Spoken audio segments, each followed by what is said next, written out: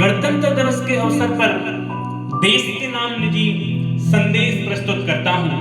अगर देश का व्यक्ति इन तीन मात्र शक्तियों का बहुमान करे तो देश के प्रति सच्चा समर्पण और सच्ची सद्भक्ति होगी।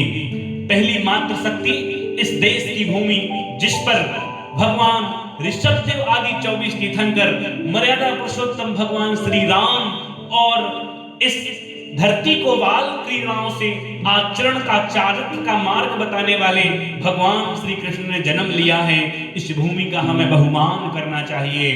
दूसरी मात्र शक्ति वह हमारी माँ जिसकी कोख से हमने और आपने जन्म लिया है। अगर इस देश का प्रत्येक व्यक्ति अपनी माँ के आचरण का अनुरूप पालन करने लगे तो दुनिया की कोई मां नहीं चाहती कि मेरा बेटा आतंकवादी बने, मेरा बेटा चोर बने, मेरा बेटा शराबी बने, मेरा बेटा व्यसनी बने। अर्थात मां के आचरण का पालन अगर किया जावे, मां की आज्ञा का पालन अगर किया जावे तो इस दुनिया से आतंकवाद और इस दुनिया से बुराई नाम की जो बुराई है उसको मिटाया जा सकता है। तीसरी मात्र शक्ति वह गौ मां है जिसको हम गौ माता के नाम से जानते हैं। आप क्या समझते हो?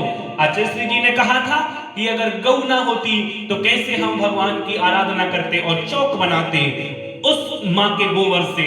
अगर गौ ना होती तो कैसे घृत प्राप्त करते, घी प्राप्त करते और भगवान की पूजन में दीपक और आरती बनाते। अगर गौ ना होती तो कैसे दिगंबर मुनि महाराज के लिए आहार दान में दूध दिया जाता। अर्थात गौ माता का सदा ही उपकार इस भारतीय संस्कृति पर रहा है। हमें इन भारतवर्ष की तीन मात्र शक्तियों का बहुमान, अभिमान और उनके प्रति सद्भावनाएं और समर्पण बनाकर के